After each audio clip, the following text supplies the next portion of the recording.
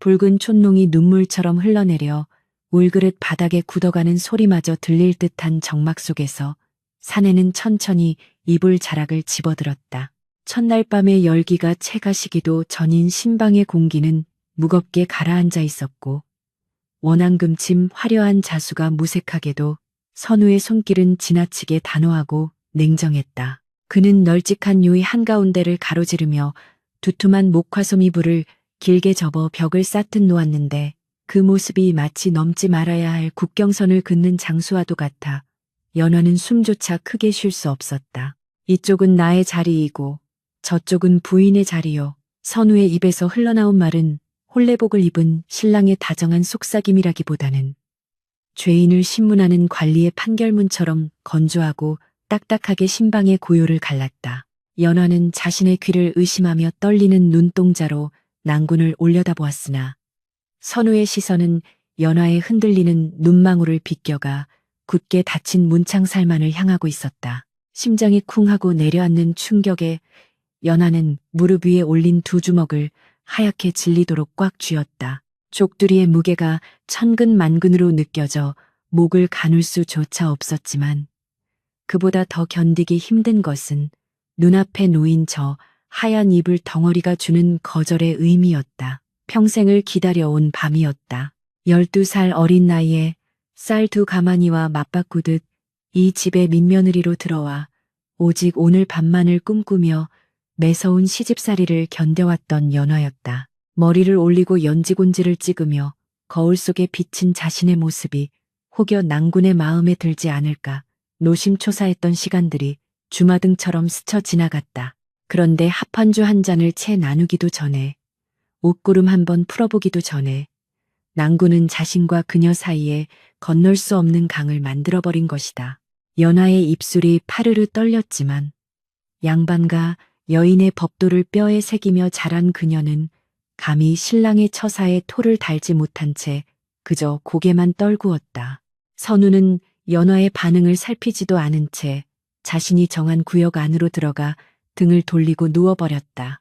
풀먹인 하얀 못이 적삼 등판이 촛불 그림자에 어른거리는 모습은 마치 깎아지른 절벽처럼 아득하게 느껴졌고 연화는 그제야 참았던 숨을 토해내며 흐트러진 치맛자락을 수습했다. 방 한구석에 놓인 병풍 속 십장생들도 그녀의 처지를 비웃는 듯 기묘하게 일렁였고 문 밖에서 들려오는 가을 귀뚜라미 소리는 처량하게 그지없어 연화의 가슴을 더욱 옥죄어왔다. 그녀는 조심스럽게 아주 조심스럽게 자신이 배정받은 좁은 잠자리로 몸을 뉘었으나 차마 눕지 못하고 엉거주춤하게 앉아 이불로 만든 그 기이한 경계선만을 하염없이 바라보았다. 손을 뻗으면 닿을 거리였으나 그 하얀 솜이불은 천리 밖보다 멀게 느껴지는 차가운 장벽이었다. 도대체 무엇이 잘못된 것일까? 내가 너무 볼품이 없어서일까? 아니면 낭군의 마음에 품은 다른 정인이라도 있는 것일까? 꼬리에 꼬리를 무는 의문들이 머릿속을 헤집어 놓았다. 어린 시절 기억 속의 선우는 이토록 매정한 사람이 아니었다. 연화가 처음 이 진사댁 대문을 넘어 들어오던 날 낯설고 무서워 울고 있던 꼬마 연화에게 몰래 곶감을 건네주던 도련님이 바로 선우였다. 서당에서 돌아오면 마당 한 구석에서 빨래를 하던 연화에게 다가와 바깥 세상 이야기를 조곤조곤 들려주기도 했고 실수로 그릇을 깨뜨려 시어머니에게 호되게 매를 맞을 때면 자신의 몸으로 막아서며 연화를 감싸주던 든든한 오라비이기도 했다. 그랬기에 연화는 선우를 하늘처럼 아니 자신의 목숨처럼 여기며 자랐다. 비록 신분 차이가 있었고 정식 혼례를 올리기 전까지는 그저 부엌대기 아이 취급을 받았지만 언젠가 성례를 치르고 나면 그 따뜻했던 도련님이 자신의 지아비가 되어 평생을 아껴주리라는 믿음 하나로 모진 세월을 버텨왔던 것이다. 그러나 오늘 밤 그 믿음은 산산조각이 나버린 듯했다. 차갑게 식어버린 선우의 등은 과거에 다정했던 도련님이 환영이었던 것처럼 낯설기만 했다. 촛불이 심지를 태우며 타닥 하고 튀는 소리에 연화는 화들짝 놀라 어깨를 움츠렸다. 방 안은 숨소리조차 들리지 않을 만큼 고요했지만 그 침묵은 수만 마디의 비수보다 날카롭게 연화의 가슴을 찔러댔다. 그녀는 문득 자신의 몸에서 나는 냄새를 맡아보았다. 혹여 부엌아궁이 냄새가 배어 낭군의 비위를 상하게 한 것은 아닐까?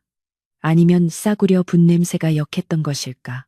며칠 전부터 목욕제개하고 향물에 몸을 씻으며 정갈히 준비했건만 스스로에 대한 자격지심은 독버섯처럼 피어올라 그녀를 괴롭혔다. 선우는 미동도 하지 않은 채 고른 숨소리를 내고 있었다. 정말 잠이 든 것일까? 아니면 잠든 척하며 나를 피하고 있는 것일까?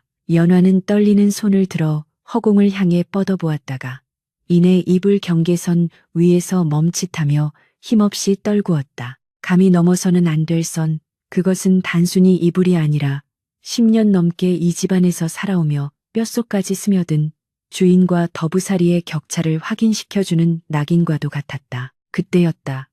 잠든 줄로만 알았던 선우의 입에서 나직하고도 깊은 목소리가 흘러나왔다. 자지 않고 무엇을 하고 있느냐. 연하는 소스라치게 놀라 황급히 이불을 끌어당기며 몸을 웅크렸다. 등 뒤에서 들려오는 목소리였지만 마치 귓가에 대고 속삭이는 듯 생생하게 울렸다.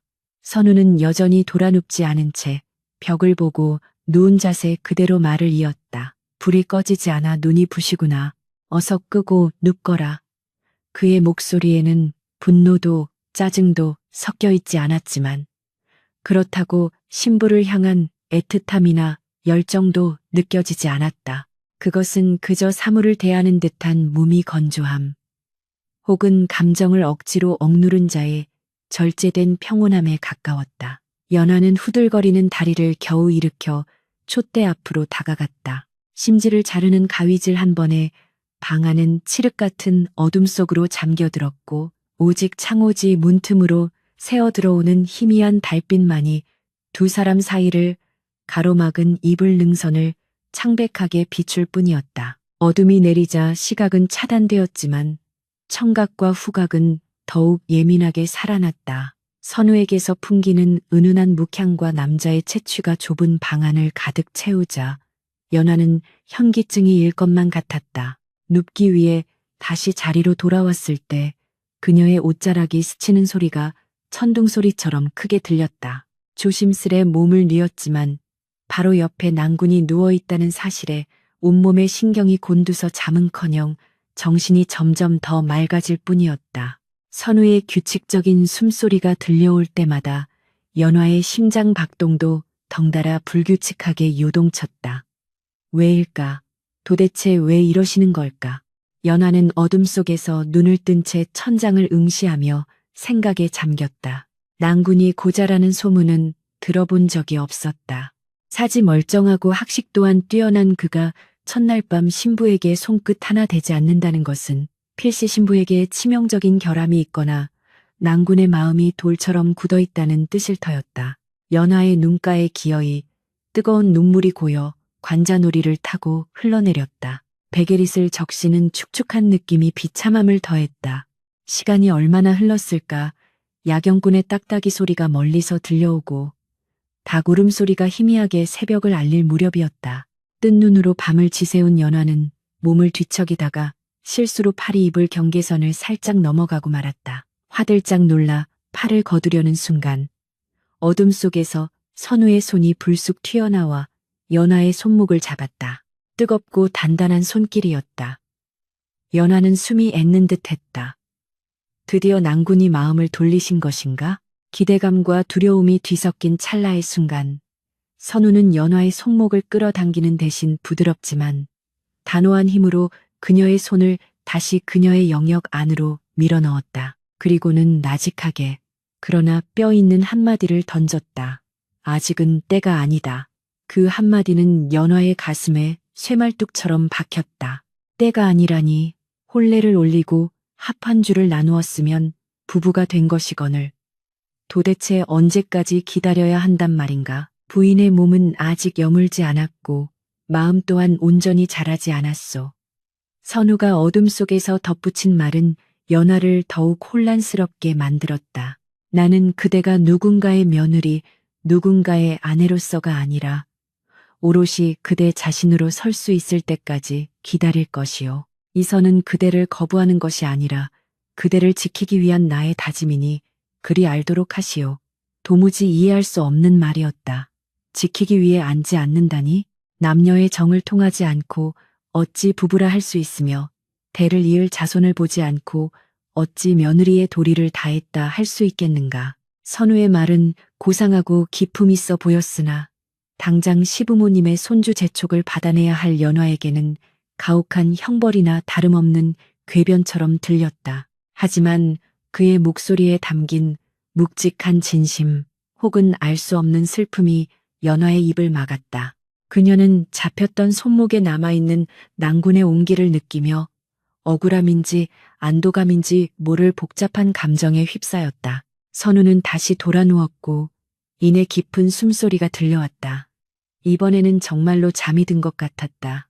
연하는 몸을 일으켜 앉아 달빛 아래 희끄무레하게 빛나는 낭군의 등을 물끄러미 바라보았다. 넓고 단단한 등, 기대어 울고 싶은 등이었지만 지금은 너무나 멀게만 느껴지는 그 등. 그녀는 이불 위로 손을 뻗어 그의 등 위 허공을 따라 선을 그려보았다. 닿을 듯 말 듯 손끝에 느껴지는 체온이 아리도록 따뜻했다. 이 남자는 도대체 무슨 생각을 하고 있는 것일까? 어린 시절 자신을 업어주던 그 따뜻했던 오라비는 어디로 가고 이토록 난해하고 어려운 사내만이 남은 것일까?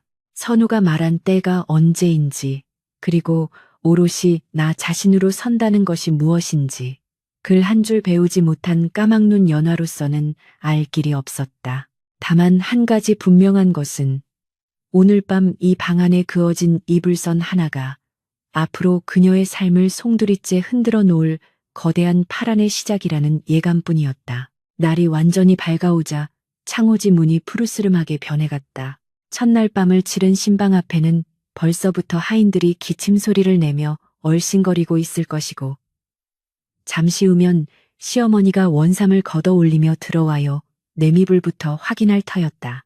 순결의 증표인 붉은 혈흔이 없는 깨끗한 요를 보았을 때 쏟아질 비난과 추궁을 생각하니 연하의 눈앞이 캄캄해졌다. 그녀는 낭군이 원망스러웠다. 차라리 술에 취해 거칠게라도 안아주었다면 몸은 고달파도 마음은 편했을 것을. 고결한 척, 위하는 척하며 내뱉은 그 알량한 배려가 오히려 자신을 사지로 내몰고 있다는 것을 저 양반님네는 꿈에도 모르리라. 연화는 입술을 깨물며 헝클어진 머리를 매만졌다. 살아남아야 했다. 이 차가운 이불의 장벽 너머에 무엇이 기다리고 있든 그녀는 이제 더 이상 철없는 민며느리 아이가 아니었다. 아침문안 인사를 위해 자리에서 일어나는 선우의 움직임은 기척도 없이 조용했다.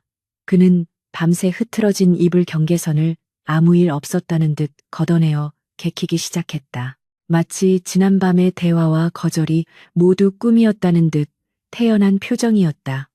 잘 잤느냐 무심하게 던지는 아침 인사에 연하는 목이 메어 대답조차 제대로 할 수 없었다. 네, 서방님도 평안하셨는지요? 기어 들어가는 목소리로 겨우 대답하며 연화는 선우의 눈치를 살폈다.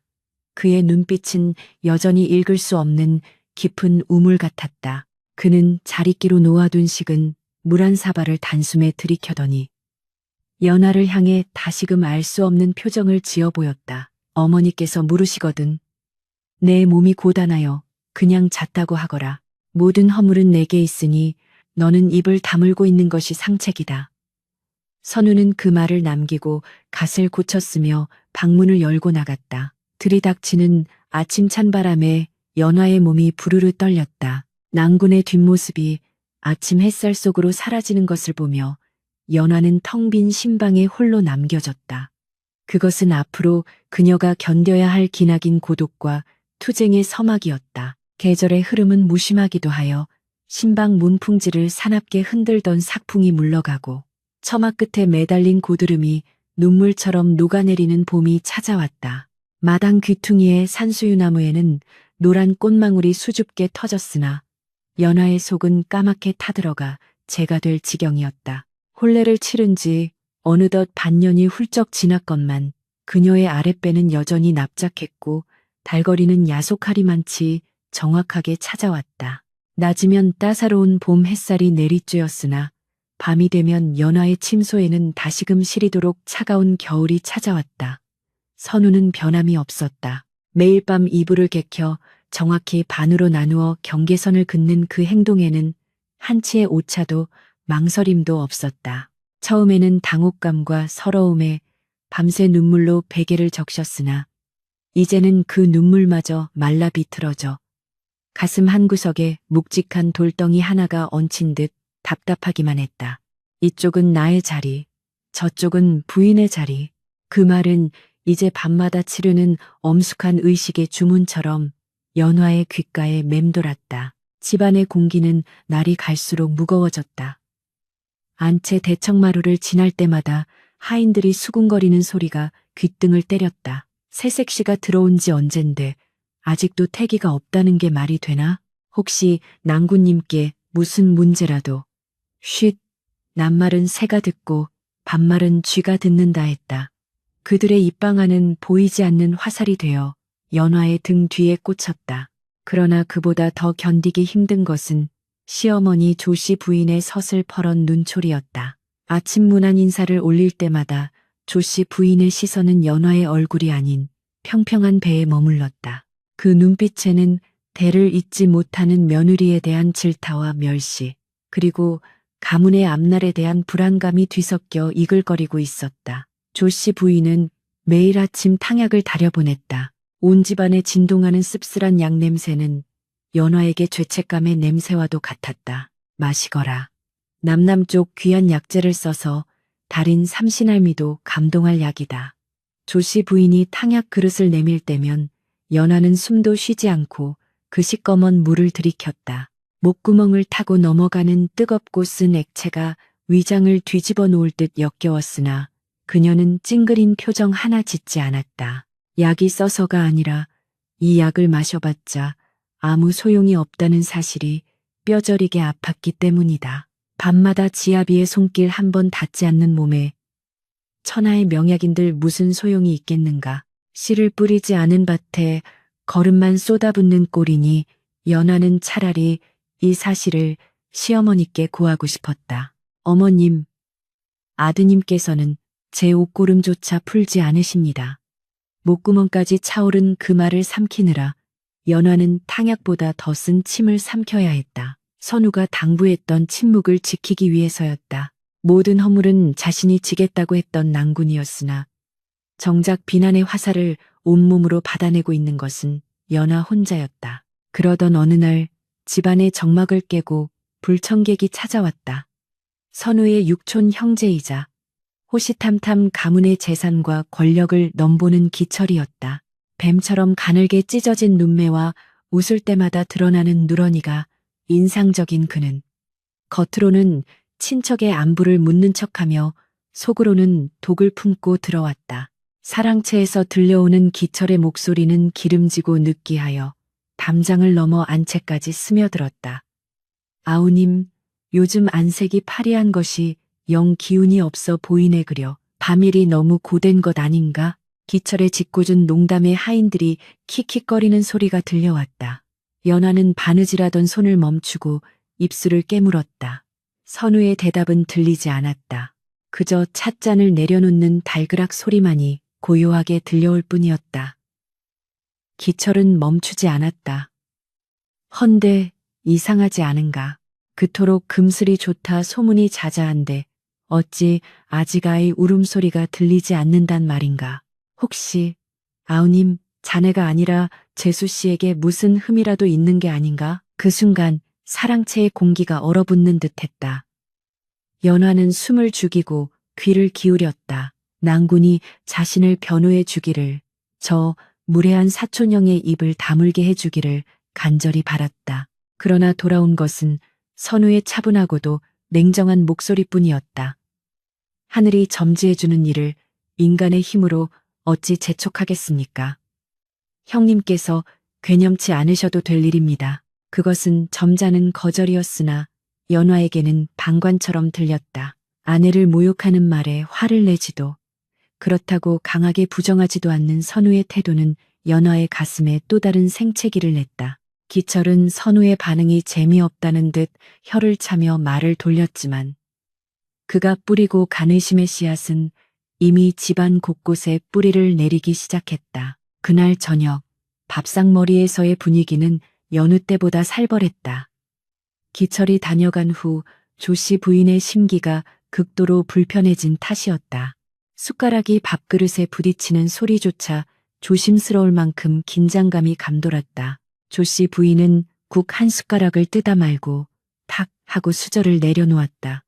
선우야, 서리빨 같은 부름에 선우가 고개를 숙였다. 내 어머니, 오늘 기철 조카가 한 말이 내 귀에도 거슬리더구나. 남들 보기 부끄럽지도 않으냐. 칠거지약 중에 대를 잊지 못하는 것이 으뜸이라 했다. 네 처가 들어온 지가 언제인데 아직도 소식이 없으니 내가 조상님들을 뵐 면목이 없다. 조씨 부인의 꾸지람은 선우를 향하고 있었으나 그 칼끝은 명백히 연화를 겨누고 있었다.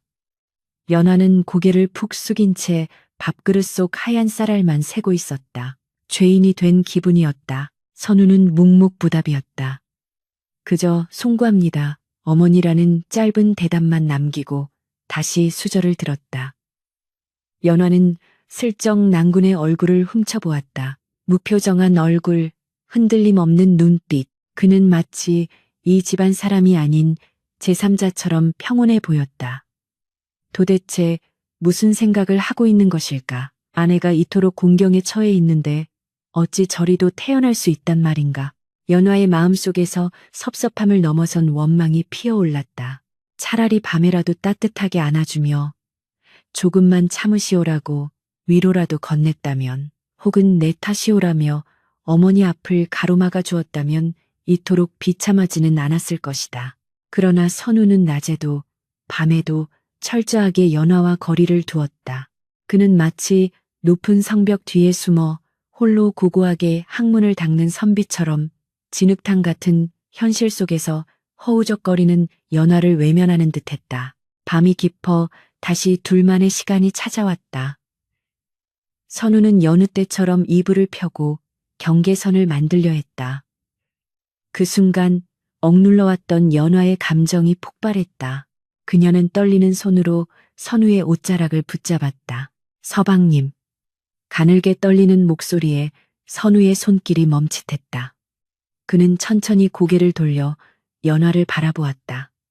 촛불 아래 비친 그의 눈동자는 깊고 어두웠다. 어찌 그러시오.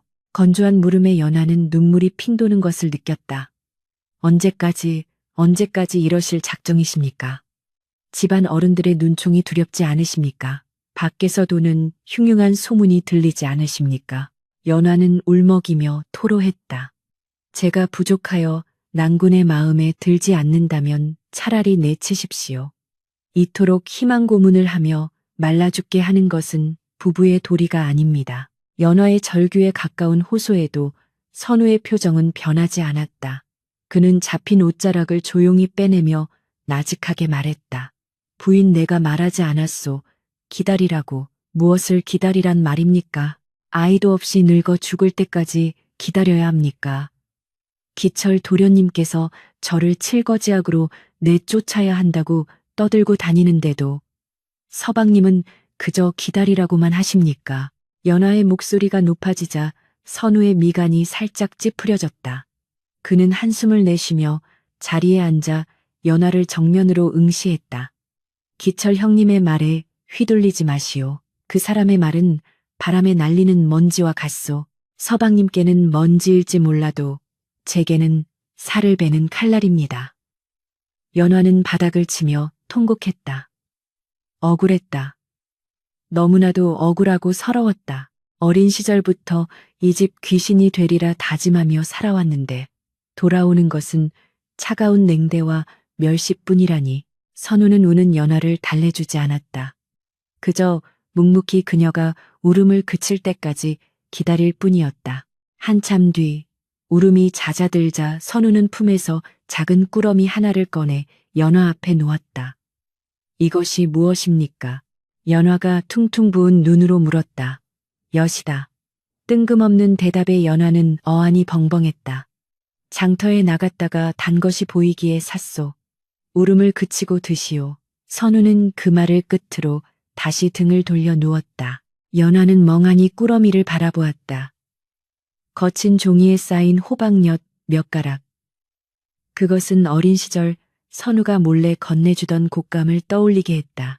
그때는 그토록 달콤하고 따뜻했던 위로가 지금은 왜 이리도 야속하고 씁쓸하게 느껴지는지.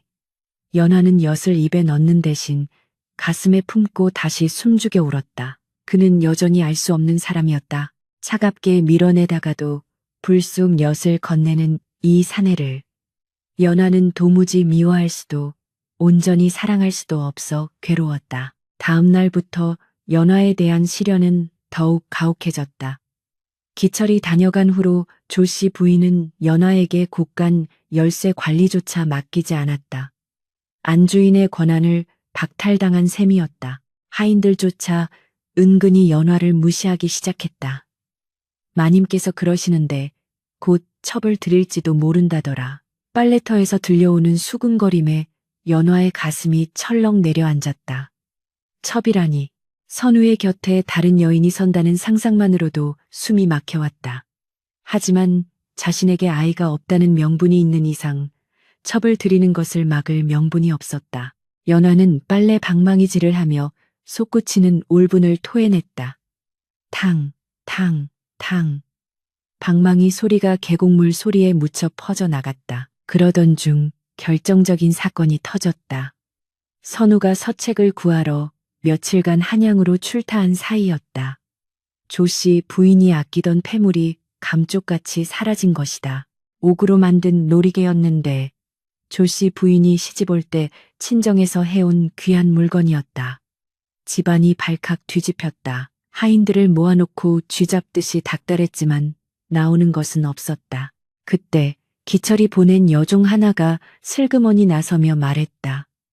저 며칠 전 아씨께서 마님 방 근처를 서성이는 것을 보았습니다. 그 한마디는 마른 장작에 불을 붙인 격이었다. 조씨 부인의 눈길이 연화에게 꽂혔다. 네가 가져갔느냐? 아닙니다. 어머님, 천부당 만부당하옵니다. 제가 어찌 감히. 연화는 펄쩍 뛰며 부인했지만 조씨 부인은 이미 이성을 잃은 상태였다. 네가 아이를 못 낳아 쫓겨날까 두려워 재물이라도 챙겨 도망치려 했던 것이 아니냐. 조씨 부인의 호통은 억측을 넘어선 모함이었다. 하지만 이미 선입견에 사로잡힌 시어머니의 귀에는 아무것도 들리지 않았다. 내 오늘 내년의 버릇을 고쳐놓겠다. 여봐라, 회초리를 가져오너라. 마당 한가운데에 멍석이 깔리고 연화는 소복 차림으로 무릎을 꿇었다. 종아리를 걷어 올리라는 명의 수치심으로 얼굴이 붉게 달아올랐다. 하인들이 보는 앞에서 종아리를 맞는다는 것은 양반과 며느리로서 죽기보다 더한 치욕이었다. 어머님, 제발 한 번만 믿어주십시오. 저는 결코 손대지 않았습니다. 연화가 울부짖었지만 첫 번째 회초리가 공기를 가르며 날아들었다. 짝! 살점이 떨어져 나가는 듯한 고통이 종아리를 파고들었다. 연화는 비명을 질렀으나 이내 이를 악물고 참아냈다. 억울함에 눈물이 빗물처럼 흘러내렸다. 자신이 훔치지 않았다는 것은 하늘이 알고 땅이 알 일이었다. 이것은 분명 누군가의 음모였다. 기철의 얼굴이 스쳐 지나갔다. 그가 심어놓은 여종의 거짓 증언 한마디에 자신의 결백이 무너져 내린 것이다. 짝, 짝. 매질이 계속될수록 연화의 의식은 흐릿해져 갔다. 낭군이 보고 싶었다. 한양으로 떠나기 전 무심하게 다녀오리다라고 말하던 그의 뒷모습이 사무치게 그리웠다. 그가 있었다면 나를 지켜주었을까? 아니면 그 역시 차가운 눈으로 이 광경을 지켜보고만 있었을까? 그때 대문이 열리고 익숙한 발소리가 들려왔다. 예정보다 일찍 돌아온 선우였다.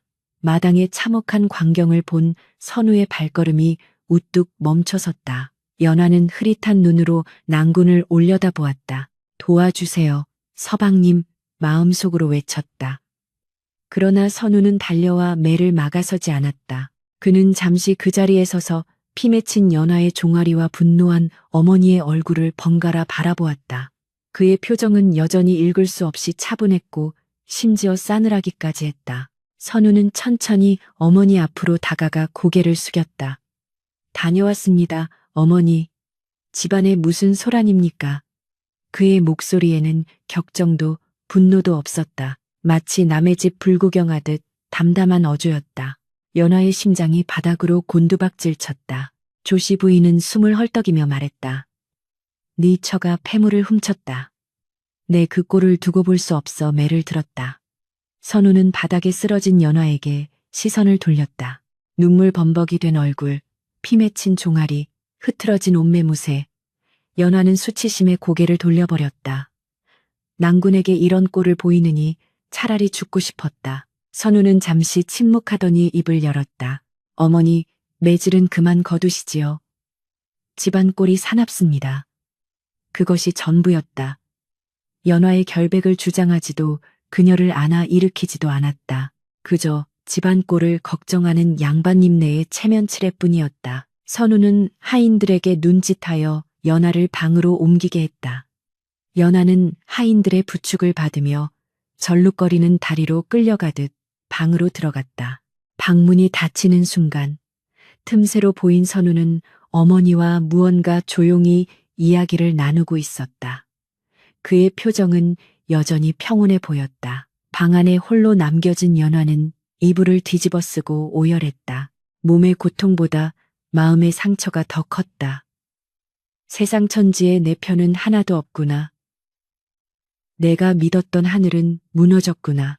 그날 밤 연화는 처음으로 낭군을 기다리지 않고 먼저 잠을 청하려 애썼다. 욱신거리는 종아리의 통증 때문에 잠들 수 없었지만 들어오는 선우를 마주할 자신이 없었다. 늦은 밤 선우가 방으로 들어왔다.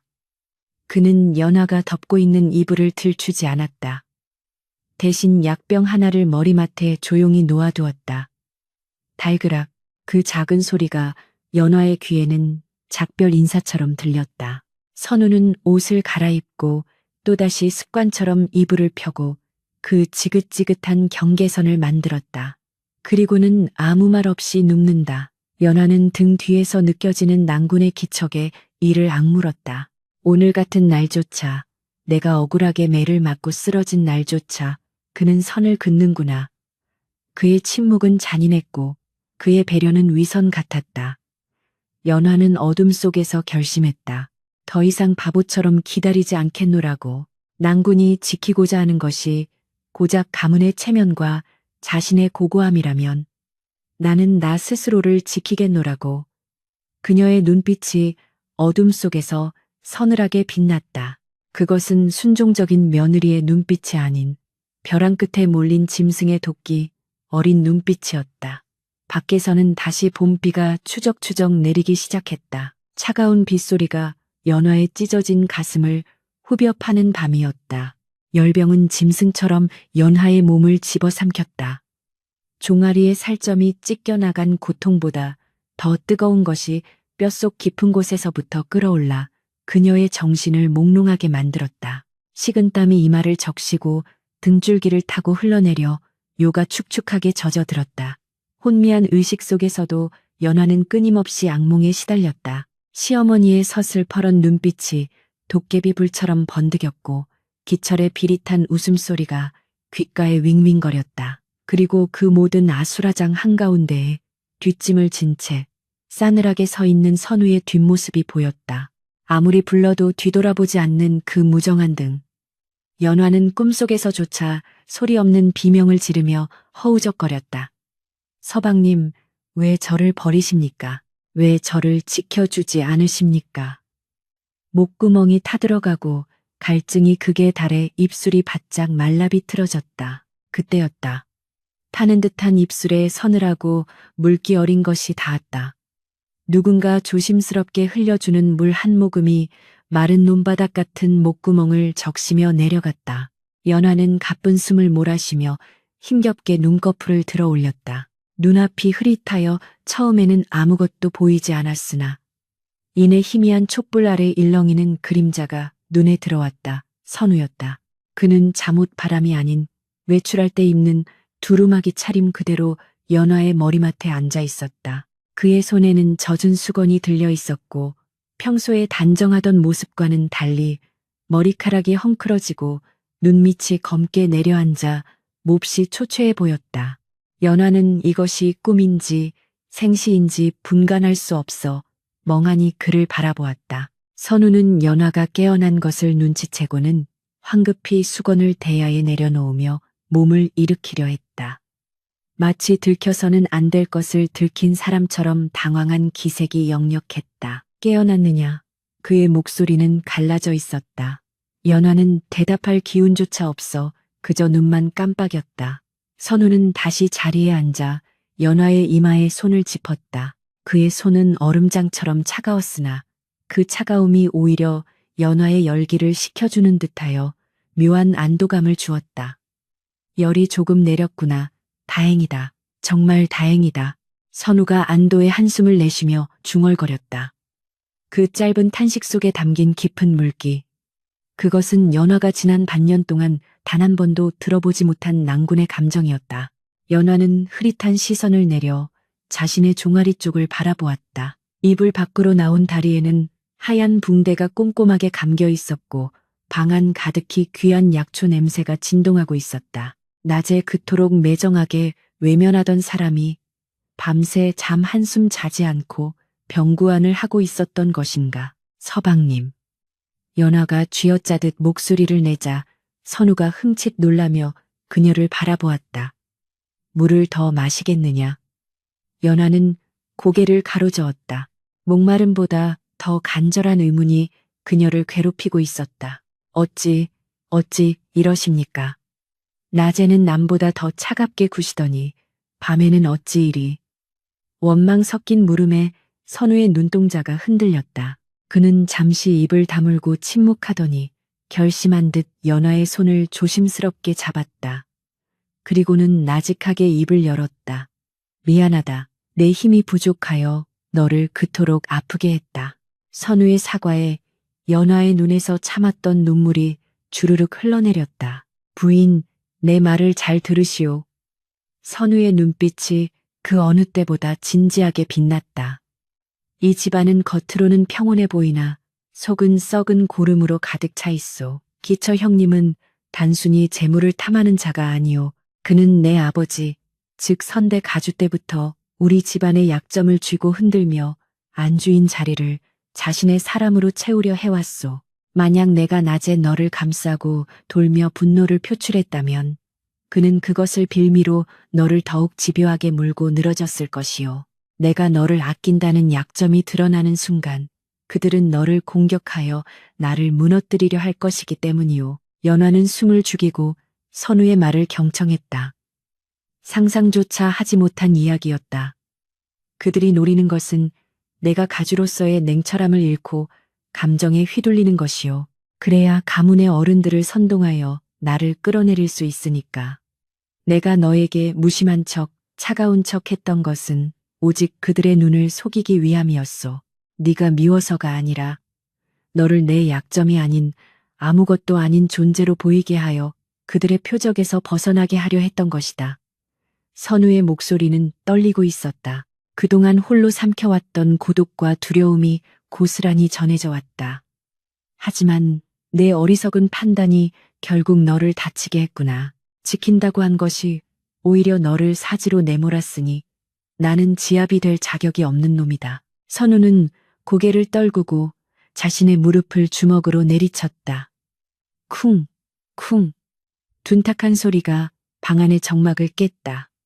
연화는 비로소 깨달았다. 지난밤마다 그가 그어놓았던 이불의 경계선, 그것은 거절의 선이 아니라 벼랑 끝에 선 그가 아내를 보호하기 위해 쳐놓은 위태로운 방패막이었음을, 자신이 아직 준비되지 않았기에 섣불리 부부의 연을 맺어 아이라도 생기면 그 아이마저 기철의 표적이 될까 두려워 차라리 거리를 두는 길을 택했음을. 연화의 가슴 속에 응어리져 있던 원망이 눈 녹듯 사라지고 그 자리에 시린 연민과 애틋함이 차올랐다. 그녀는 힘겹게 손을 들어 자책하고 있는 선우의 주먹 쥔 손등을 덮었다. 아닙니다. 서방님 탓이 아닙니다. 저는 그것도 모르고 그때 방문 밖에서 인기척이 들려왔다. 선우는 순식간에 표정을 굳히며 연화의 손을 놓고 물러앉았다. 다시 낮에 보았던 그 차가운 선비의 얼굴로 돌아간 것이다. 누구냐? 선우의 목소리가 서리빨처럼 날카로웠다. 저 마님께서 며느님 상태를 살피라 하시어 왔습니다. 기철이 심어놓은 여종의 목소리였다. 선우는 문을 열지 않은 채 싸늘하게 답했다. 물러가거라. 아직 깨어나지 못했다. 여종의 발소리가 멀어지자 선우는 다시 긴장을 풀고 깊은 한숨을 내쉬었다. 그는 자리에서 일어나 방 한구석에 놓인 촛대를 집어들었다. 그리고는 벽장 깊숙한 곳에서 무언가를 꺼내왔다. 헝겊에 쌓인 작은 물건이었다. 선우가 헝겊을 풀어헤치자 그 안에서 영롱한 빛을 내뿜는 옥놀이개가 드러났다. 조씨 부인이 잃어버렸던 바로 그 폐물이었다. 연화는 소스라치게 놀라 입을 틀어막았다. 이것이 어찌 서방님 손에. 선우는 씁쓸한 미소를 지으며 놀이개를 만지작거렸다. 기철 형님이 심어둔 그 여종의 방에서 찾아냈다. 네가 매를 맞고 쓰러져 소란스러운 틈을 타 내가 직접 뒤졌지. 그럼 이제 제 누명을 벗을 수 있는 것입니까? 어서 어머님께 가져다 드리고. 연화가 급한 마음에 몸을 일으키려 하자 선우가 제지했다. 아니다. 지금은 아니다. 어째서입니까? 연화는 이해할 수 없었다. 증거가 눈앞에 있는데 왜 망설이는 것일까? 이것만으로는 부족하다. 단순히 여종의 도벽으로 몰고 간다면 기철 형님은 꼬리를 자르고 빠져나갈 것이다. 여종 하나 내치는 것으로 끝나서는 안 된다. 이 일을 꾸민 몸통을 잡아내야 네가 두 번 다시 이런 험한 꼴을 당하지 않는다. 선우의 눈빛이 매섭게 빛났다. 그는 붓을 들어 먹을 갈기 시작했다. 하얀 화선지 위에 그의 유려한 필체가 거침없이 써내려가졌다. 그것은 누군가에게 보내는 서찰이었다. 내일 날이 밝는 대로 한양의 네벗에게 이 서찰을 보낼 것이다. 형조판서로 있는 친구이니 은밀히 조사를 도와줄 것이다. 그때까지만 조금만 더 참아다오. 선우는 서찰을 봉하고 다시 연화의 곁으로 돌아와 앉았다. 그리고는 익숙한 솜씨로 이불을 펴기 시작했다. 또다시 그 하얀 이불이 두 사람 사이를 가로질러 놓였다. 그러나 이번에는 느낌이 달랐다. 선우는 이불을 경계선으로 놓은 뒤 연화가 누운 안쪽이 아닌 문 쪽인 바깥쪽에 자리를 잡고 누웠다. 찬바람이 들어오는 곳, 혹여 누군가 문을 열고 들어오면 가장 먼저 마주치게 될 곳. 그것은 더 이상 단절의 선이 아니었다. 그것은 연화라는 소중한 존재를 세상의 풍파로부터 지키기 위해 쌓아 올린 성벽이었고, 선우 자신은 그 성문을 지키는 파수꾼임을 자처하는 행위였다. 오늘은 이불을 넘지 않으셔도 됩니다. 연화가 떨리는 목소리로 말했다. 선우가 고개를 돌려 연화를 바라보았다. 내 몸이 아직 성치 않다. 그리고 그는 잠시 말을 멈추었다가 애틋한 눈빛으로 덧붙였다. 이 선이 없어지는 날, 나는 너를 세상에서 가장 귀한 여인으로 맞이할 것이다. 도망치듯 숨어서가 아니라 모두의 축복 속에서 당당하게. 그때까지는 내가 이 선 밖에서 너를 지킬 것이니 너는 안심하고 잠들거라. 선우의 말 한마디 한마디가 연화의 가슴에 따뜻한 불씨를 지폈다. 춥고 시리던 방 안에 온기가 도는 듯했다. 연화는 고개를 끄덕이며 이불을 끌어당겼다. 종아리의 통증은 여전했지만 마음만은 깃털처럼 가벼워졌다. 다음 날 아침 집안은 폭풍전야와 같은 고요함에 휩싸였다. 조씨 부인은 여전히 냉랭했고 기철은 아침부터 찾아와 선우의 속을 긁어댔다. 아우님, 도둑질한 며느리를 아직도 끼고 돌 작정인가? 가문의 명예를 생각해서라도 당장 내치게나.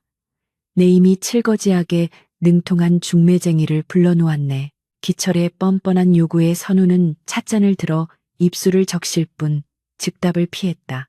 연하는 방문 너머로 들려오는 그 소리를 들으며 주먹을 꽉 쥐었다. 예전 같았으면 두려움에 떨었겠지만 이제는 달랐다. 자신을 지켜주는 든든한 방패가 있다는 사실을 알게 된 이상 그녀 역시 무기력하게 당하고만 있을 수는 없었다. 연화는 아픈 다리를 이끌고 거울 앞에 앉았다. 핏기 없는 얼굴에 연지를 찍고 헝클어진 머리를 단정하게 빗어 넘겼다. 그리고 장롱 깊숙한 곳에서 자신이 시집 올 때 친정 어머니가 쥐어주었던 은장도를 꺼내 품속에 갈무리했다. 낭군이 밖에서 싸우는 동안 안에서 자신을 지키는 것은 자신의 몫이었다. 그녀는 비틀거리지만 단호한 발걸음으로 방문을 열고 나갔다. 마당에 서 있던 하인들이 놀란 눈으로 그녀를 쳐다보았다. 연화는 곧장 사랑채를 향해 걸어갔다. 기철과 선우가 마주 앉아 있는 그곳으로 사랑채 문을 열자 기철의 비릿한 웃음이 뚝 멈추었다. 선우 역시 놀란 눈으로 연화를 바라보았다. 부인, 몸도 성취하는데 여긴 어인일이요.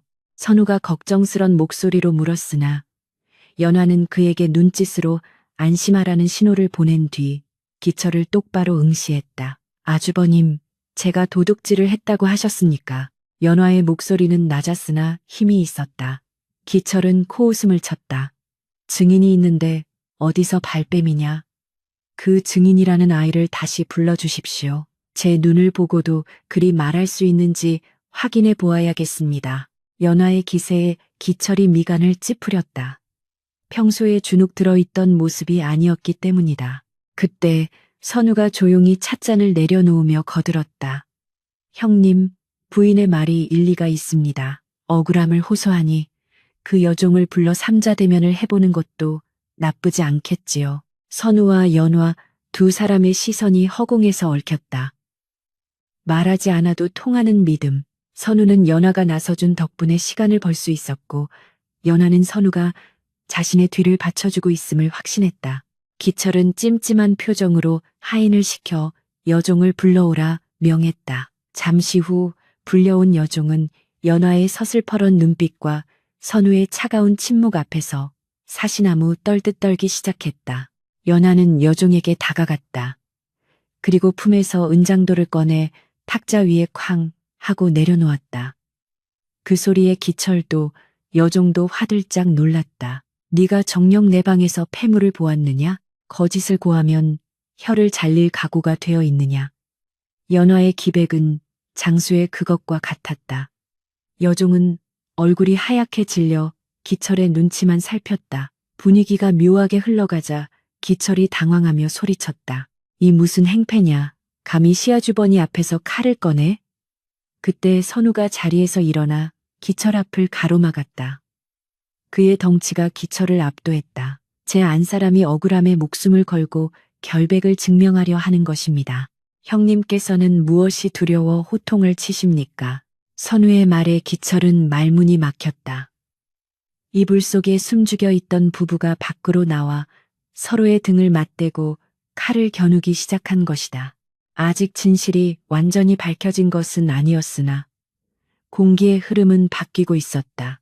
선우가 연화의 어깨를 감싸 쥐었다. 그 손길은 더 이상 차갑지 않았다. 부인, 들어가 쉬시오. 나머지는 내가 알아서 할 것이오. 연화는 선우의 눈에서 확고한 의지를 읽었다.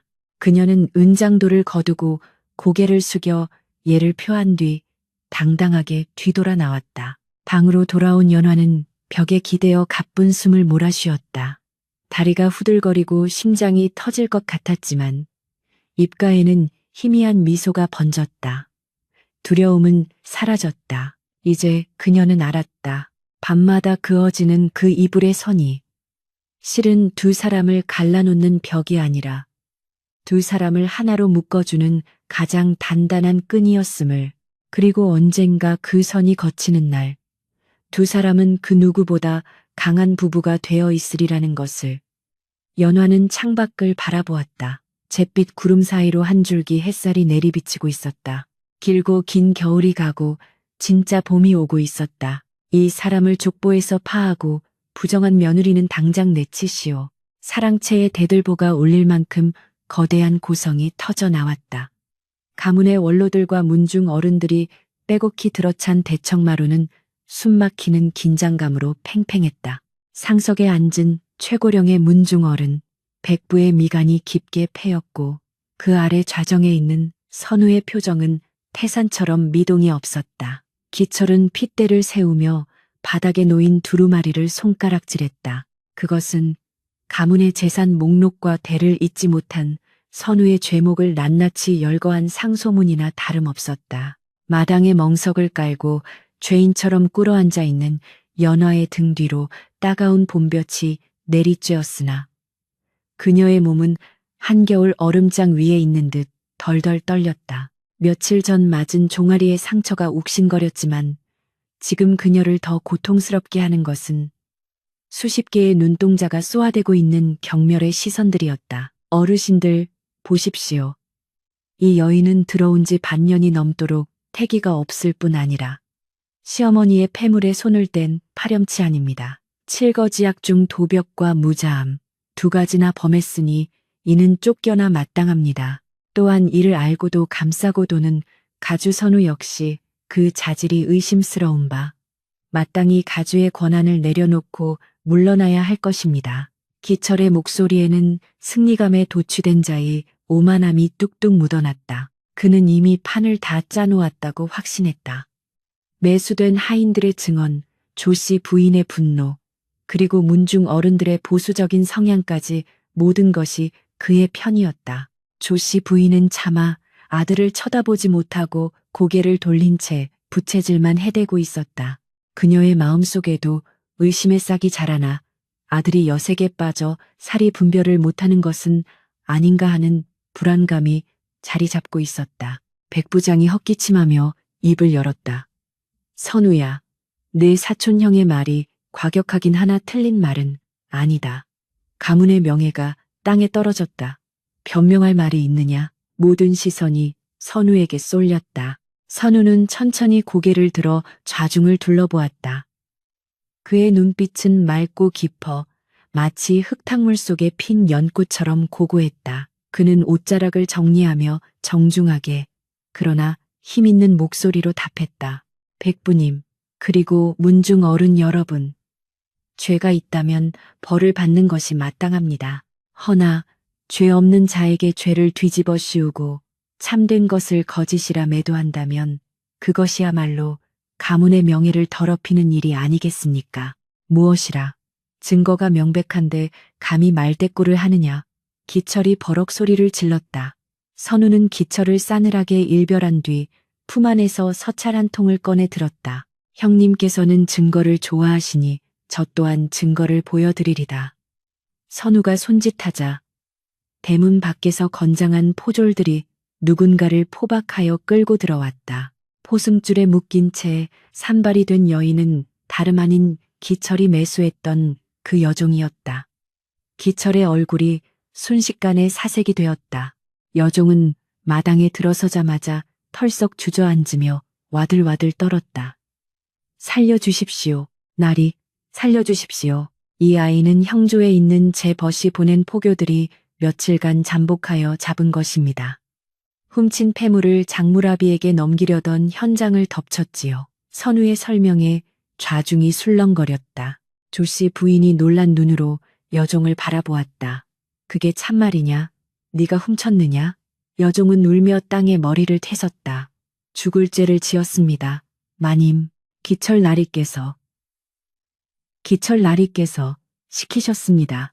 폐물을 훔쳐 아씨 방에 가져다 놓으면 큰돈을 주시고 저를 면천시켜 주시겠다고. 충격적인 자백이었다.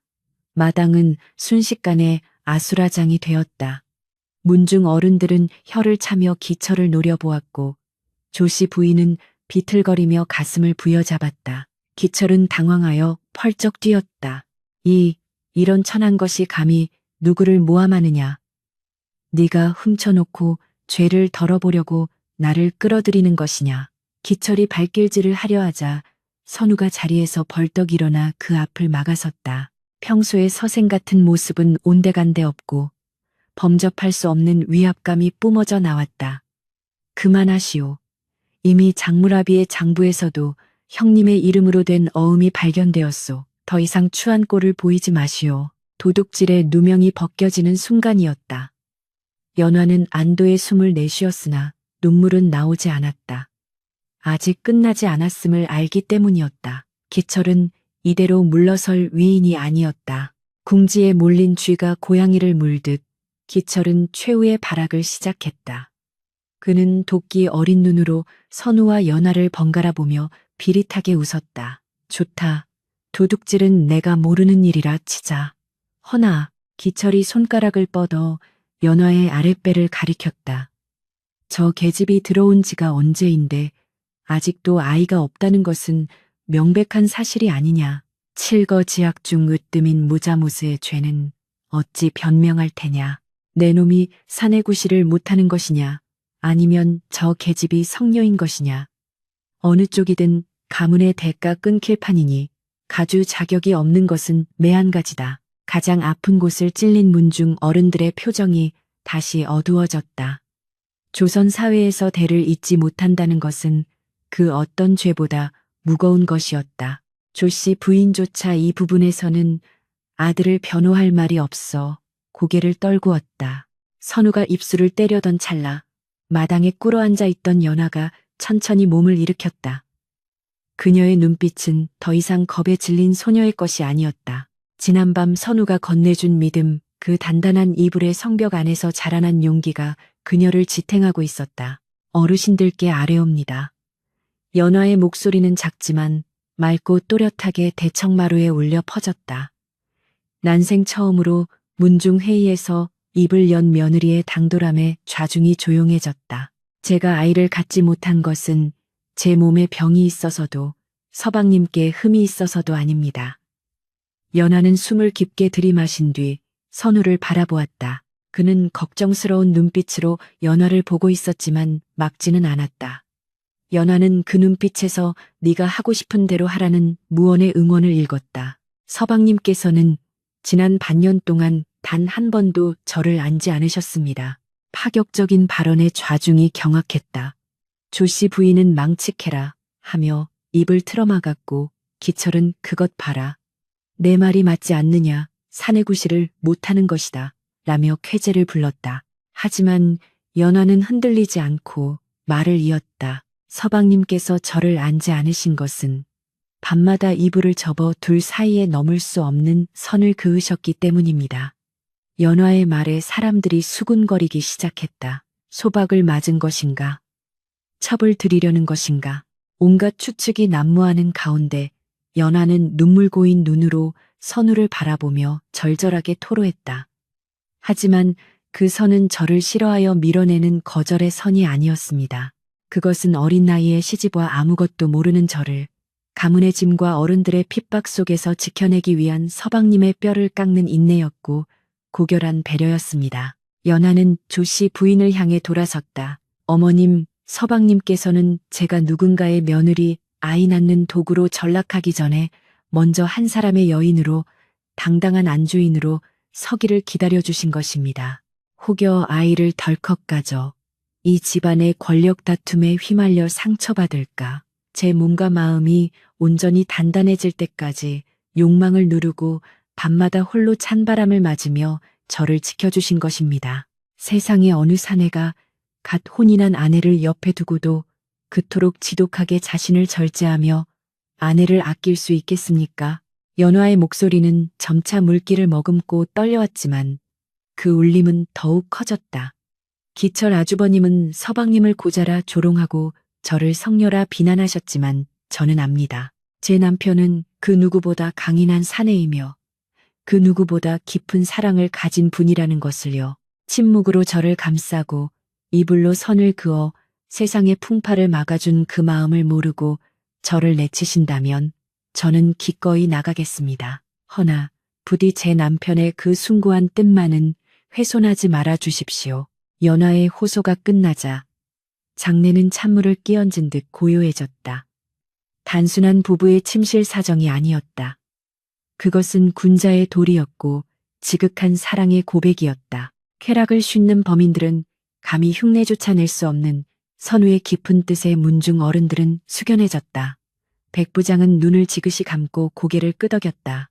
허허, 내가 사람을 잘못 보았구나. 요즘 세상에 보기 드문 기계로다. 선우는 연화의 뒷모습을 보며 가슴이 벅차오르는 것을 느꼈다.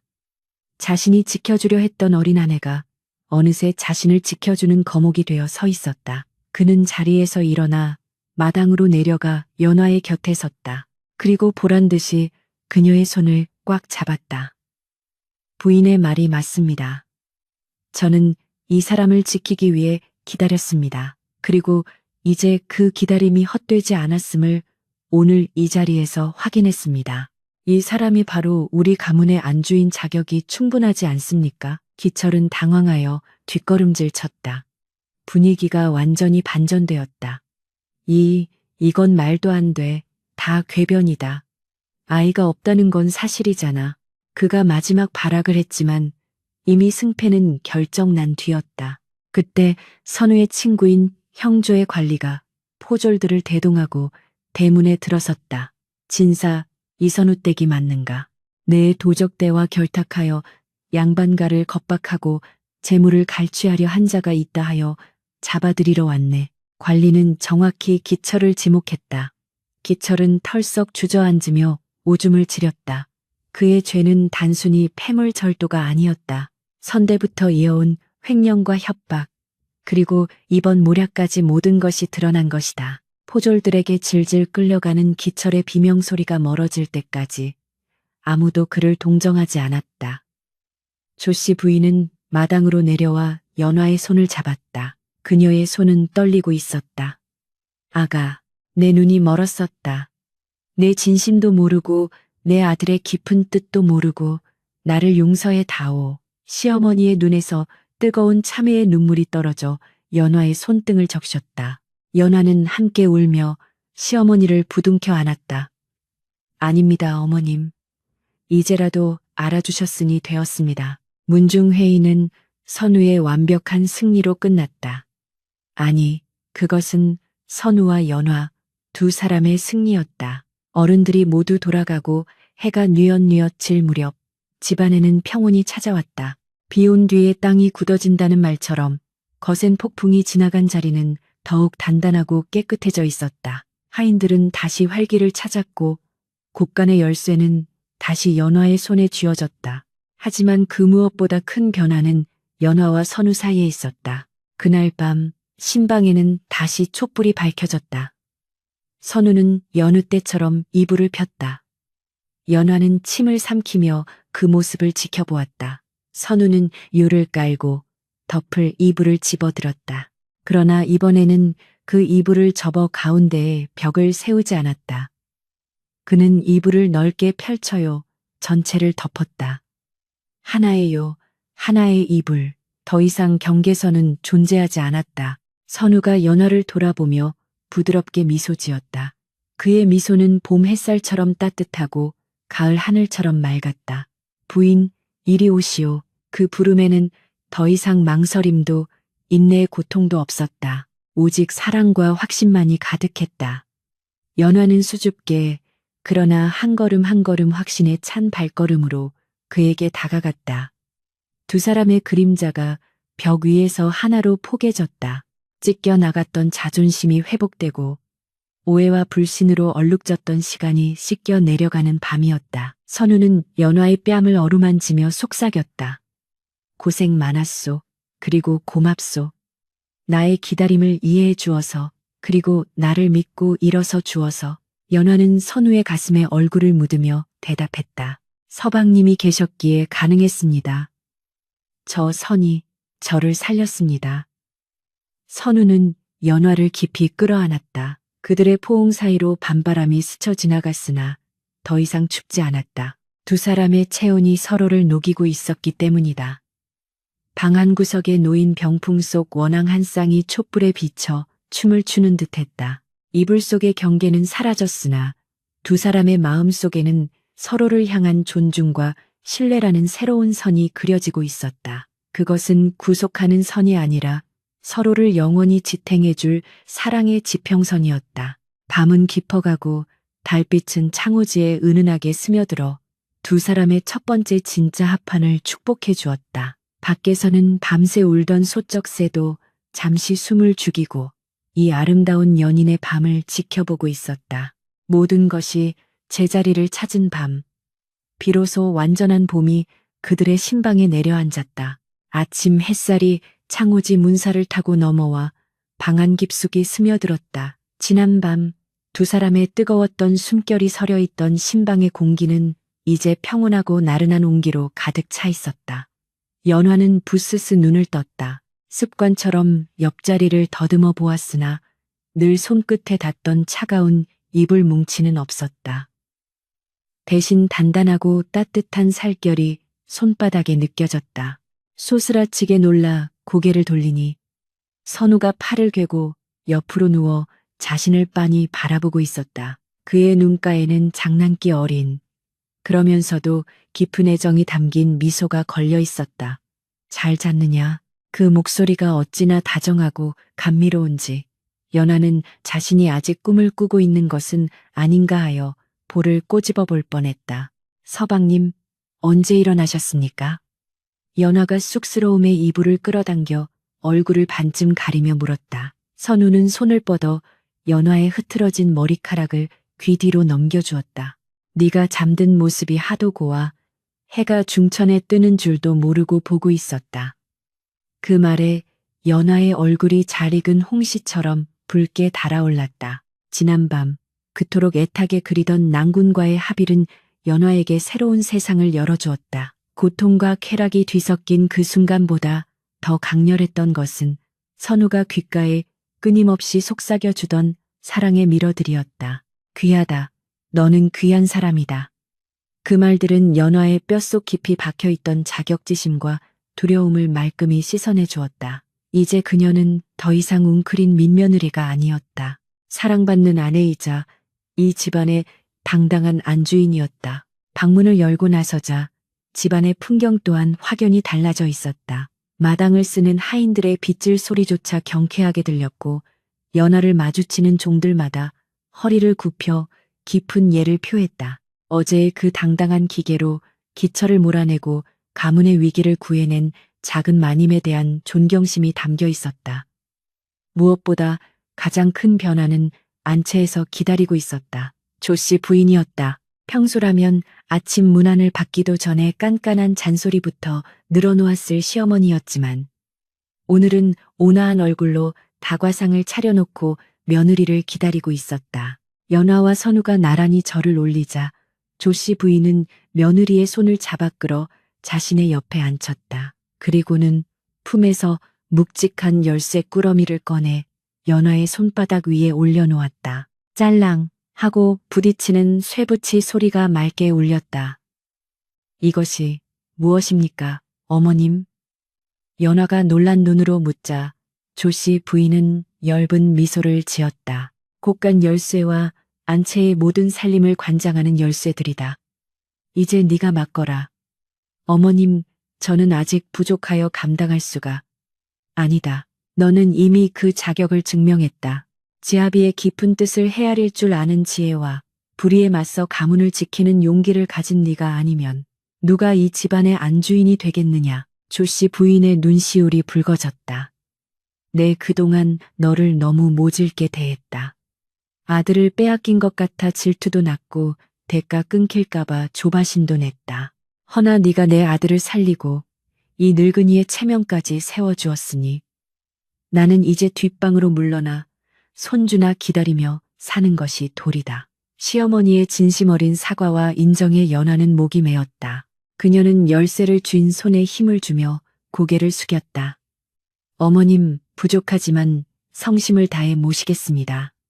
선우는 그 모습을 흐뭇하게 바라보며 차를 한 모금 마셨다. 차맛이 유난히 달고 향긋했다. 그것은 기다림이 빚어낸 인생의 참맛이었다. 그날 이후 선우와 연화의 일상은 꿈결처럼 흘러갔다.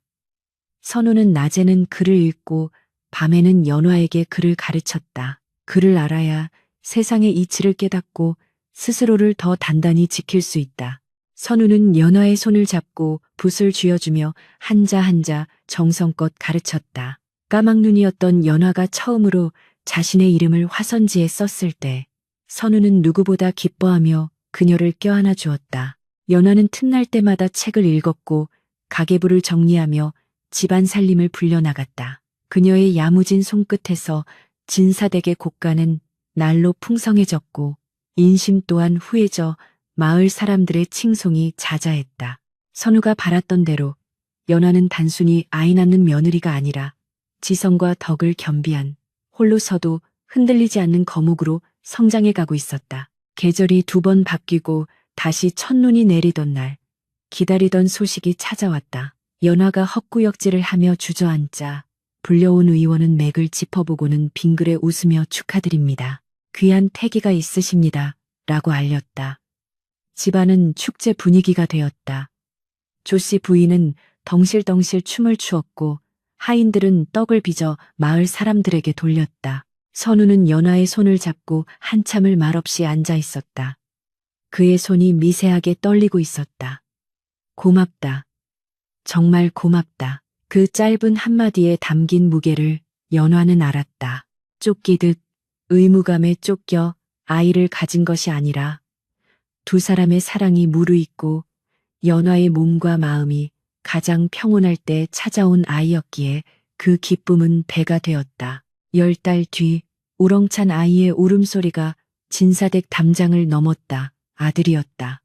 선우를 닮아 이마가 훤하고 연화를 닮아 눈매가 선한 아이였다. 선우는 아이를 품에 안고 감격에 겨워 눈물을 흘렸다. 이 아이는 우리 인내의 결실이자 우리 사랑의 증거다.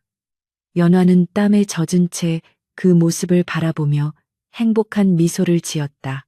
자신이 그토록 두려워했던 출산이었으나 선우가 곁을 지켜주었기에 고통조차 달콤했다.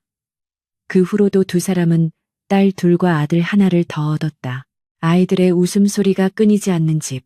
밤이면 글 읽는 소리와 다듬이질 소리가 화음을 이루는 집. 그것이 연화가 꿈꾸던 그리고 선우가 지켜낸 행복의 모습이었다. 세월은 유수와 같이 흘러 어느덧 50년이라는 시간이 지났다.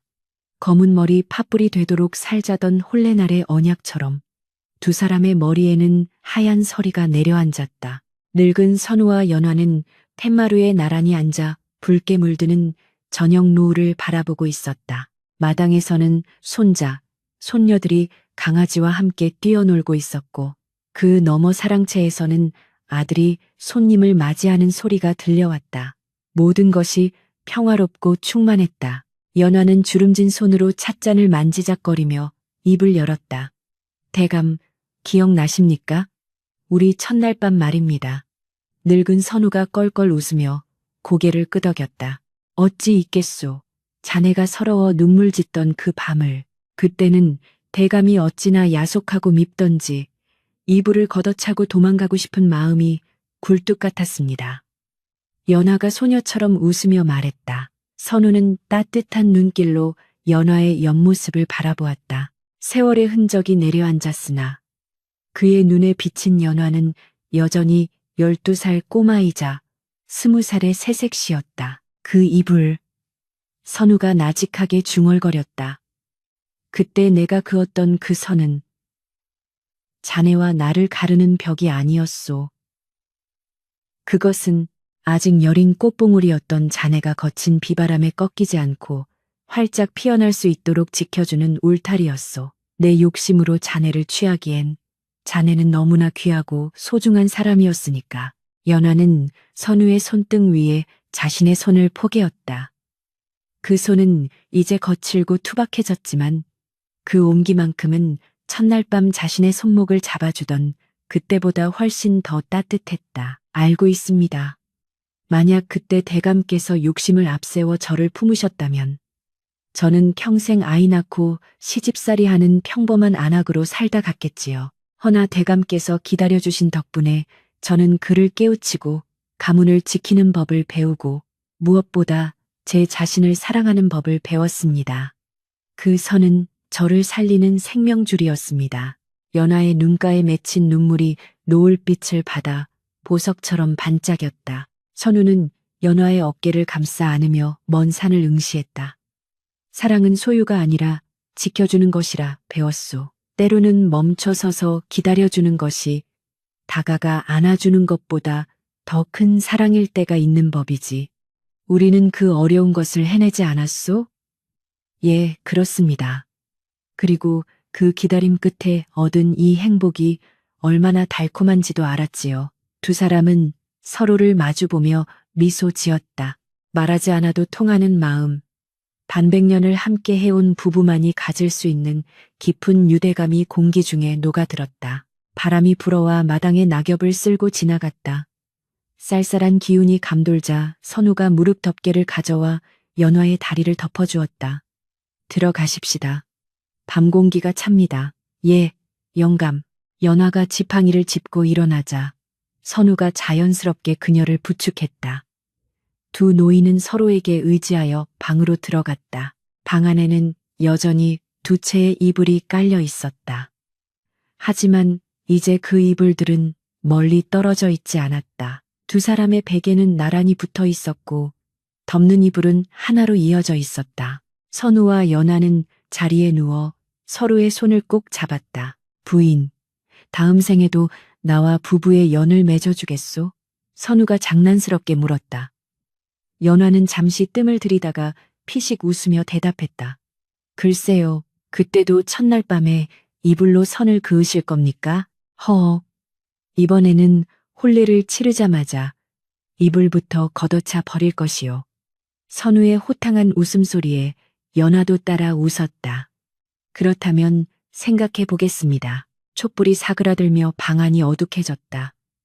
그러나 두 사람의 맞잡은 손에서 전해지는 온기는 어둠을 밝히고도 남음이 있었다. 밖에서는 달이 차오르고 세상은 고요히 잠들었다. 배려와 존중, 그리고 인내로 빚어낸 사랑은 그렇게 세월을 넘어 영원히 그들의 곁에 머물렀다. 이불로 그었던 그날의 선은 사라졌지만 그 선이 남긴 사랑의 깊이는 강물처럼 흐르고 흘러 후세에까지 전해질 아름다운 이야기가 되었다. 기다림은 사랑의 또 다른 이름임을 그들은 평생의 삶으로 증명해 보인 것이다. 아버지, 저는 도무지 자신이 없습니다. 차라리 도망을 치고 싶습니다. 홀레복을 갖춰 입은 사내의 목소리가 파르르 떨리고 있었다. 선우와 연화의 장남, 20살이 된 도연이었다. 평소에는 서당에서 글을 읽을 때나 무예를 연마할 때나 대범하고 침착하여 칭송이 자자하던 그였으나 일생일대의 대사인 혼례를 코앞에 두고는 마치 벼락을 맞은 병아리처럼 사색이 되어 있었다. 사랑채 마루에 정좌하고 있던 선우는 묵묵히 붓을 들어 난초를 치고 있었다. 먹물이 화선지에 스며드는 모습을 한참이나 응시하던 그는 붓을 내려놓고 천천히 고개를 들어 아들을 바라보았다. 그 눈빛은 예전 기철과 맞서던 때의 서늘함은 사라지고 깊은 연륜과 따스함이 배어 있었다. 무엇이 그토록 두려우냐. 평생을 함께할 반려를 맞이하는 날이거늘. 선우의 나직한 물음에 도연은 마른 침을 삼켰다. 두렵습니다. 제가 과연 한 여인의 지아비로서, 가문의 가장으로서 그 막중한 책임을 감당할 수 있을지, 혹여 저의 미숙함으로 부인을 힘들게 하거나 아버지의 명예에 누가 되지는 않을지 밤새 한숨도 이루지 못했습니다. 도연의 고백은 솔직했다. 그는 완벽한 아버지인 선우를 보며 자랐기에 자신도 그만큼 완벽해야 한다는 강박에 시달리고 있었던 것이다. 선우는 피식 웃음을 터뜨렸다. 아들의 모습에서 20년 전 신방 문 앞에서 망설이던 자신의 모습이 겹쳐 보였기 때문이다. 도현아, 선우가 불렀다. 예, 아버지, 너는 내가 처음부터 완벽한 지압이었다고 생각하느냐? 도연은 눈을 동그랗게 떴다. 당연한 것 아닙니까? 어머니께서는 늘 아버지가 태산 같은 분이라 하셨고 집안 어른들도 아버지를 흠잡을 데 없는 군자라 칭송하십니다. 선우는 자리에서 일어나 아들의 어깨에 손을 올렸다. 그리고 사랑채 밖 분주하게 움직이는 하인들과 꽃단장을 하고 있을 안채를 바라보며 입을 열었다. 나 또한 두려웠다. 내 어미는 내게 너무나 작고 여린 존재였고 나는 그녀를 어떻게 대해야 할지 몰라 서툴기 짝이 없었다. 그래서 내가 택한 방법이 무엇인지 아느냐? 도연이 고개를 저었다. 이불이었다. 이불이라니요? 첫날 밤 나는 이불을 접어 네 어미와 나 사이에 벽을 쌓았다. 그리고 말했다. 너는 저쪽에 나는 이쪽에 있겠노라고. 도연의 입이 떡 벌어졌다. 상상조차 할 수 없는 일이었다. 혈기왕성한 사내가 첫날 밤 신부를 두고 이불로 벽을 쌓다니. 그게 가당키나 한 일입니까? 어머니께서 얼마나 서운해하셨겠습니까? 선우는 씁쓸한 미소를 지으며 고개를 끄덕였다. 그랬지. 내 어미는 펑펑 울었고 나를 원망했다. 허나 그때의 나는 그것이 사랑인 줄 알았다. 준비되지 않은 상대를 억지로 취하는 것은 욕망일 뿐 사랑이 아니라고 생각했기에 그녀가 스스로 설 수 있을 때까지 기다려주는 것. 그것이 내가 할 수 있는 유일한 사랑법이었다. 선우는 아들의 눈을 똑바로 응시했다. 도연아, 부부란 무엇이라 생각하느냐. 남들이 말하듯 남편이 하늘이고 아내가 땅인 상하 관계가 아니다. 부부는 서로 다른 두 사람이 만나 하나의 세계를 만들어가는 것이다. 그 과정에서 가장 필요한 것은 힘이나 권위가 아니라 서로의 속도에 맞춰주는 기다림과 존중이다. 네가 두려운 것은 당연하다. 허나 그 두려움을 감추려 허세를 부리거나 억지로 강한 척하지 말거라. 내 부족함을 인정하고 부인에게 솔직하게 다가가거라. 그리고 기다려 주어라. 서로가 서로에게 스며들 때까지. 아버지의 말은 도연의 가슴에 묵직한 돌을 던진 듯 파장을 일으켰다. 이불로 선을 그었던 아버지, 그리고 그 선을 넘어와 아버지를 안아주었던 어머니, 그 전설 같은 이야기가 단순한 옛날 이야기가 아니라 지금의 화목한 가정을 잇게 한 뿌리였음을 깨닫게 된 것이다. 도연의 얼굴에 서려 있던 공포가 서서히 걷히고 비장한 결의가 차올랐다. 명심하겠습니다, 아버지. 저 또한 기다림의 미학을 아는 사내가 되겠습니다. 그 시각 안채에서는 연화가 며느리 될 아이의 손을 잡고 있었다. 곱게 단장한 새색시는 수줍음과 긴장으로 고개를 들지 못하고 있었다. 연화는 며느리의 차가운 손을 자신의 따뜻한 두 손으로 감싸 쥐었다. 세월이 흘러 눈가에는 주름이 잡혔으나 연화의 기품은 더욱 깊어져 있었다. 아가, 많이 떨리지? 새색시가 조그맣게 고개를 끄덕였다. 서방님께서 혹여 저를 마음에 들어하지 않으시면 어쩌나 걱정이 됩니다. 연화는 맑게 웃었다. 내 이야기 하나 해줄까? 나는 첫날 밤 소박을 맞을 뻔했단다. 새색시가 놀란 눈으로 연화를 쳐다보았다. 예? 시아버님께서요? 그토록 인꼬부부라 소문난 두 분께서. 그래, 네 시아버님은 첫날 밤 내게 등만 보여주셨지. 나는 그때 하늘이 무너지는 줄 알았다. 내가 못나서, 내가 싫어서 그러시는 줄 알았으니까. 연화는 회상에 잠긴 듯 먼 곳을 바라보았다. 하지만 살아보니 알겠더구나.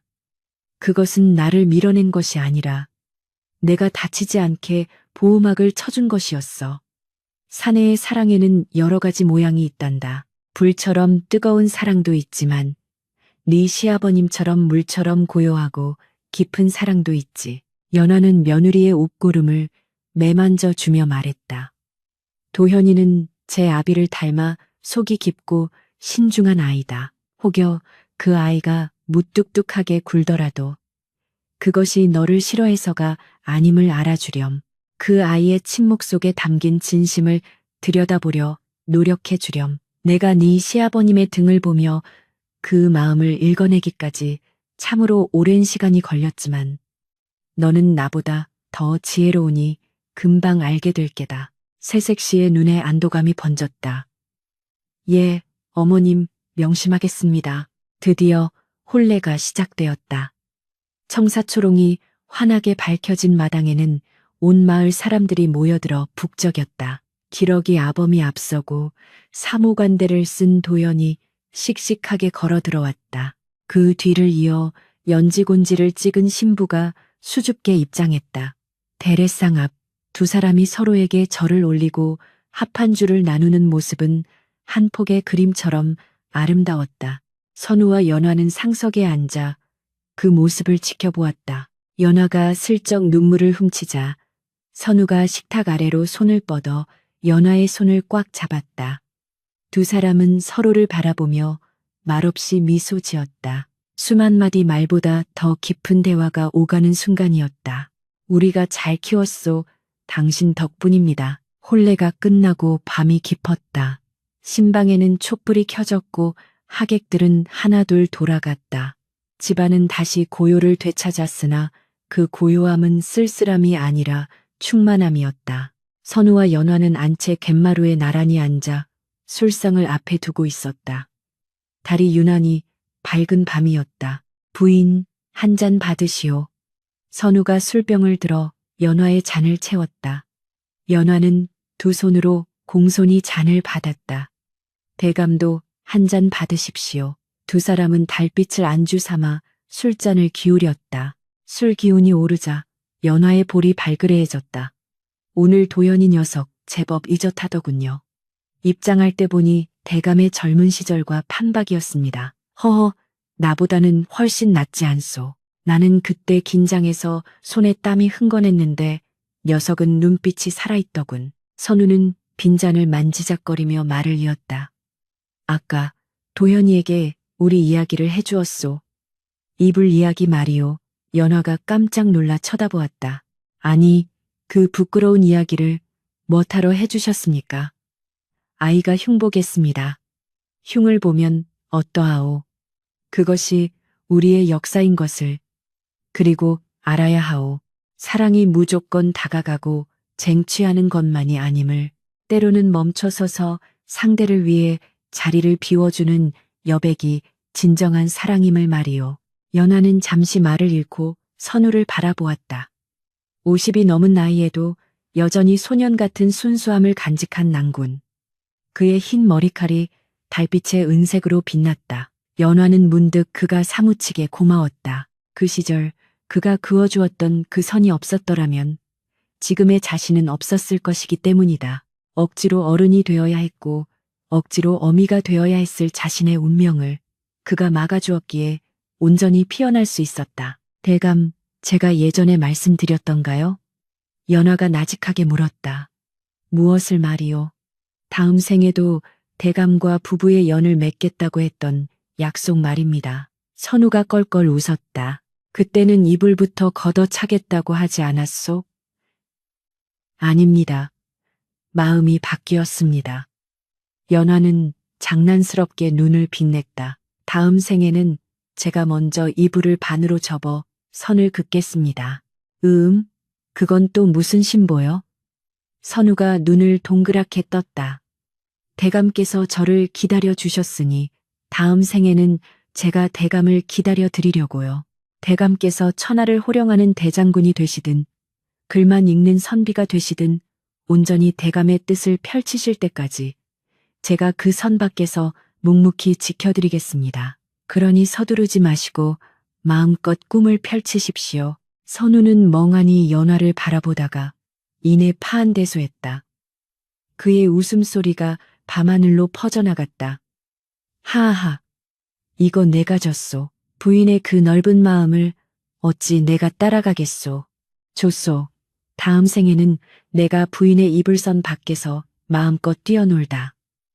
지치면 부인의 품으로 들어가리다. 두 사람은 다시 술잔을 부딪혔다. 쨍 하는 맑은 소리가 밤 공기를 갈랐다. 그때 건너편 신방 쪽에서 문이 열리는 소리가 들리더니 도연의 목소리가 희미하게 들려왔다. 부인, 이불이 조금 무겁지 않소? 네, 걷어주리다. 선우와 연화는 서로를 보며 킥킥거렸다. 아들 녀석은 아비보다 훨씬 성급한 모양이었다. 우리 아들은 이불로 선을 긋지는 않는 모양입니다. 연화가 웃으며 말했다. 그러게 말이오. 제 녀석은 제 녀석 나름의 사랑법을 찾겠지요. 선우는 자리에서 일어나 연화에게 손을 내밀었다. 자, 우리도 들어갑시다. 밤이 찹니다. 연화는 그 손을 잡고 일어섰다. 거칠지만 세상에서 가장 든든한 손. 방으로 들어온 두 사람은 나란히 누웠다. 이제 그들 사이에는 이불의 경계도 마음의 벽도 없었다. 오직 서로의 숨결만이 존재할 뿐이었다. 선우는 잠들기 전 습관처럼 연화의 손을 꼭 잡았다. 연화야, 오랜만에 불러보는 이름이었다. 예, 서방님, 사랑한다. 내 목숨이 다하는 날까지. 아니, 다음 생, 그 다음 생까지도. 연화는 선우의 가슴에 얼굴을 묻으며 대답했다. 저도 은혜합니다. 부디 오래오래 제 곁에 머물러 주십시오. 당신이 없는 세상은 제게 의미가 없습니다. 선우는 연화를 끌어안으며 조용히 눈을 감았다. 창밖에는 매와 꽃잎이 눈처럼 흩날리고 있었다. 봄이었다. 그들의 인생에 찾아온 지지 않을 영원한 봄이었다. 두 사람의 사랑 이야기는 자식들에게, 그리고 그 자식들의 자식들에게 전해지며 이 가문의 가장 큰 유산으로 남을 것이다. 황금보다 귀하고 명예보다 빛나는 유산. 그것은 바로 존중과 기다림이라는 이름의 사랑이었다. 훗날 진사댁 가문의 족보 귀퉁이에는 이런 글귀가 적혀 있었다고 한다. 사랑하려거든 기다려라. 꽃이 피기 위해서는 봄바람뿐만 아니라 겨울의 차가운 눈보라를 견디는 인내가 필요한 법이니. 이것은 이불 한 장으로 시작된 세상에서 가장 아름답고 긴 연서의 끝맺음이었다.